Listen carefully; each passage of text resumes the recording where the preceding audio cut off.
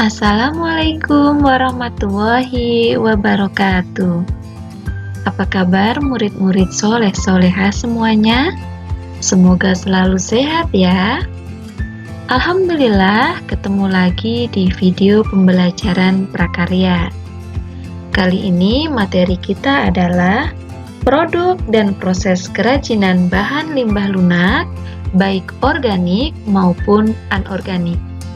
Sekaligus kita nanti akan belajar tentang pengemasan hasil karyanya. Mari kita ikuti ulasannya satu persatu ya.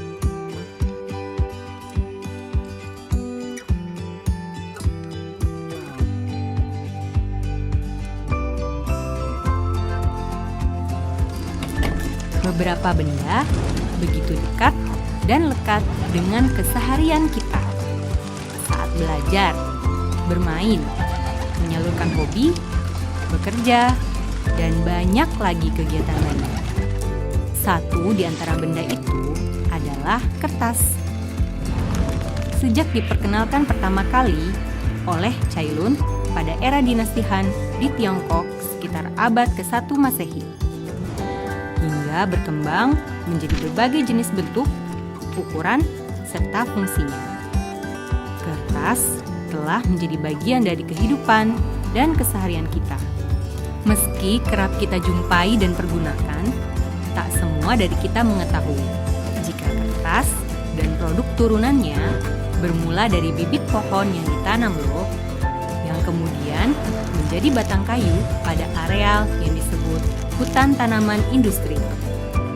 Dalam rentang 5 tahun sejak penanaman dilakukan, tiap batang pohonnya telah siap dipanen sebelum kembali lagi ke tahap penanaman kembali, hingga seterusnya siklus ini berlangsung. Di pabrik, batang kayu yang telah dipanen diolah hingga terkelupas bersih. Sementara kulit kayu yang terkelupas tetap bermanfaat karena dijadikan bahan bakar biomasa. Kemudian, kayu tadi dicacah hingga menjadi serpihan atau yang disebut wood chips. Caranya, serpihan kayu dimasak dalam tangki raksasa yang bertekanan tinggi, serupa proses pencernaan dalam tubuh manusia. Hasilnya, dalam bentuk yang lembut, serat kayu yang dibutuhkan akan terpisah dari kandungan lainnya. Selanjutnya, bubur kertas atau pulp akan mulai terlihat bentuknya. Sesuai kebutuhan, pulp ada yang dikeringkan hingga berbentuk padat dan siap dikemas. Ada pula yang langsung diproses ke tahap selanjutnya. Selanjutnya, pulp tadi sudah bisa diolah untuk menjadi kertas dan beragam produk turunannya. Caranya dengan terlebih dahulu mencairkan pulp hingga berbentuk bubur yang dikenal dengan tahapan wet end. Mengalirkannya ke mesin di mana pulp diperas dan ditekan sedemikian rupa atau biasa disebut tahapan dry end, hingga terbentuklah lembaran kertas seperti yang kita kenal dalam bentuk gulungan raksasa. Dari gulungan tadi, dilakukan pemotongan sesuai ukuran dan jenis produk yang dikehendaki. Nah, begitulah proses pembuatan kertas. Selanjutnya, kita akan belajar membuat kerajinan dari limbah kertas dengan berbagai teknik.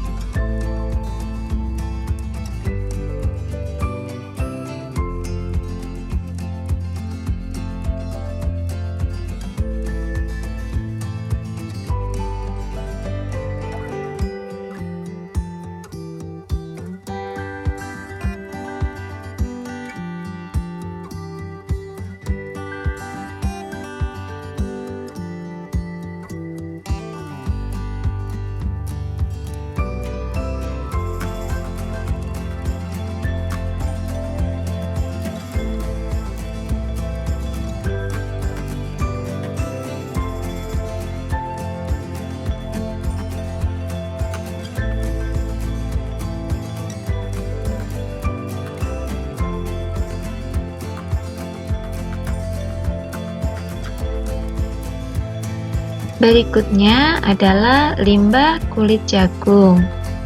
Untuk memulai proses pembuatan kerajinan kulit jagung tersebut, harus melewati pemilihan, pewarnaan, pengeringan, penghalusan atau disetrika terlebih dahulu ya. Baru kita mulai membuat karya-karya dari limbah kulit jagung. Berikut video tahapannya.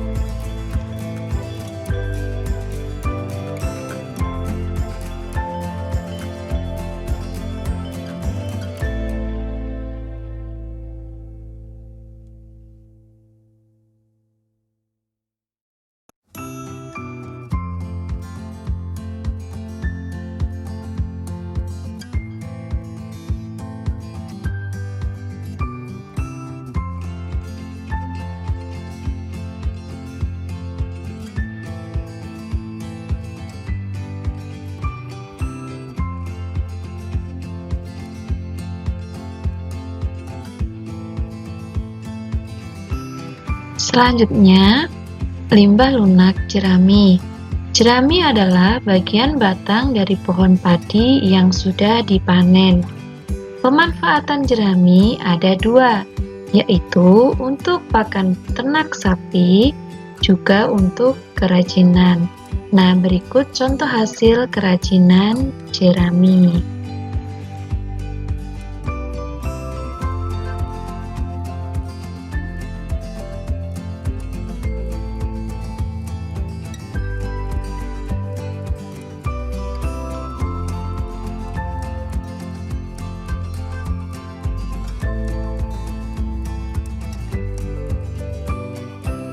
Yang keempat adalah limbah pelepah pisang. Pelepah pisang yang digunakan adalah pohon pisang yang sudah tua atau yang sudah dipanen ya. Sebelum dibuat sebagai kerajinan, pelepah pisang terlebih dahulu dipisahkan bagian-bagiannya. Lalu dijemur sampai benar-benar kering. Perlu diketahui, hasil kerajinan dari pelepah pisang ini juga sangat diminati hingga luar negeri loh. Berikut proses pembuatan kerajinan dan hasil kerajinan dari pelepah pisang.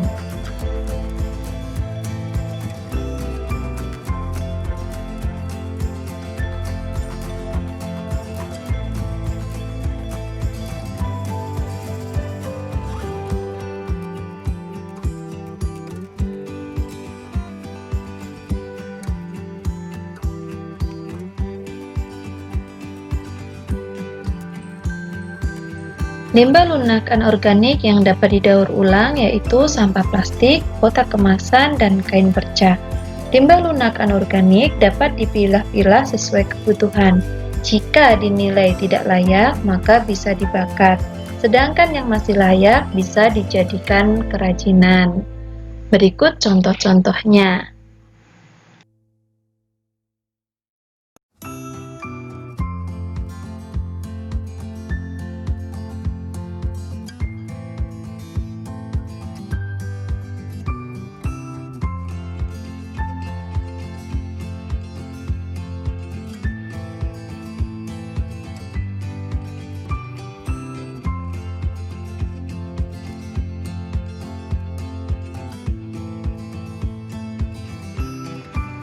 Yang terakhir adalah pengemasan. Sama halnya berkarya, pengemasan juga tidak kalah penting karena saat ini kemasan sebuah produk turut menentukan apakah produk tersebut layak dikatakan berkualitas tinggi atau biasa saja. Bahan dasar yang digunakan untuk pengemasan sangat bervariasi.